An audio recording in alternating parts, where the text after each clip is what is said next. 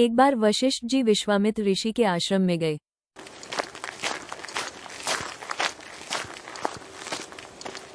आश्रम घने जंगलों के बीचों बीच अत्यंत शांत और दिव्य वातावरण में स्थित था।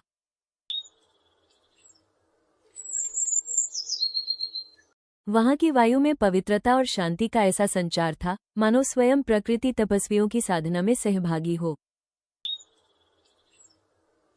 आश्रम पहुंचकर विश्वामित्र जी ने वशिष्ठ जी का अत्यंत आदर और स्नेहपूर्वक स्वागत तथा आतिथ्य किया। कुछ दिन उन्हें बड़े आदरपूर्वक अपने पास रखा। दोनों ऋषि कुछ दिन तक एक साथ साधना, तप और भक्ति ज्ञान पर चर्चा करते हैं। महर्षि, आपका आतिथ्य और स्नेह अद्भुत है। यह आश्रम तो जैसे तप और शांति से भरा है। परंतु काफी दिन बीत गए हैं और मुझे जाने की अनुमति दे। कुछ दिन बाद जब वशिष्ठ जी विदा होने लगे, विश्वामित्र ने उन्हें एक अद्भुत उपहार दिया। गुरुदेव, मैं आपको अपनी 1000 वर्षों की तपस्या का समस्त पुण्य फल अर्पित करता हूँ। कृपा कर इसे स्वीकार करें। ऋषिवर, आपकी भावना ही सबसे बड़ा उपहार है। आपका आशीर्वाद मेरे लिए पर्याप्त है। वशिष्ठ जी विश्वामित्र जी को प्रणाम कर वापस अपने आश्रम की तरफ लौट पड़े।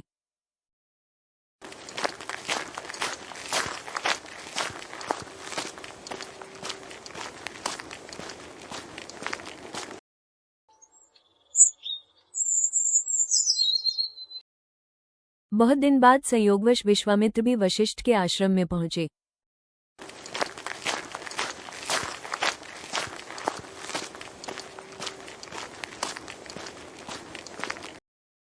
विश्वामित्र जी का वशिष्ठ जी के आश्रम में काफी स्वागत सत्कार हुआ। जब विश्वामित्र चलने लगे तो वशिष्ठ जी ने एक दिन के सत्संग का पुण्य फल उन्हें भेंट किया। विश्वामित्र मन ही मन बहुत खिन्न हुए। वशिष्ठ को 1000 वर्ष की तपस्या का पुण्य भेंट किया था।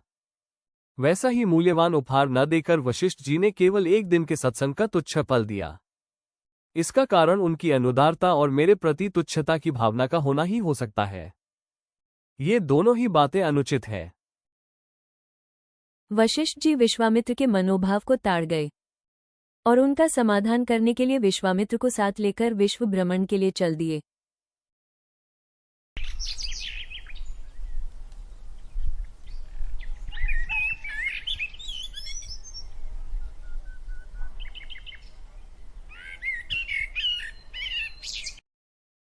चलते चलते दोनों वहां पहुंचे जहां शेष जी अपने फन पर पृथ्वी का बोझ लादे हुए बैठे थे।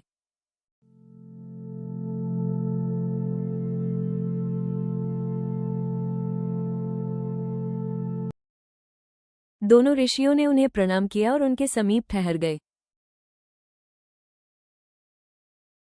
अवकाश का समय देखकर वशिष्ठ जी ने शेष जी से पूछा, भगवान, 1000 वर्ष का तप अधिक मूल्यवान है या एक दिन का सत्संग? शेष जी ने कहा, इसका समाधान केवल वाणी से करने की अपेक्षा प्रत्यक्ष अनुभव से करना ही ठीक होगा। मैं सिर पर पृथ्वी का इतना भार लिए बैठा हूं। जिसके पास तप बल है वो थोड़ी देर के लिए इस बोझ को अपने ऊपर ले ले।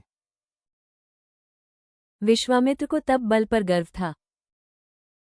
उनने अपनी संचित 1000 वर्ष की तपस्या के बल को एकत्रित करके उसके द्वारा पृथ्वी का बोझ अपने ऊपर लेने का प्रयत्न किया, पर वो जरा भी नहीं उठी। अब वशिष्ठ जी को कहा गया कि वे एक दिन के सत्संग बल से पृथ्वी उठावें। वशिष्ठ जी ने प्रयत्न किया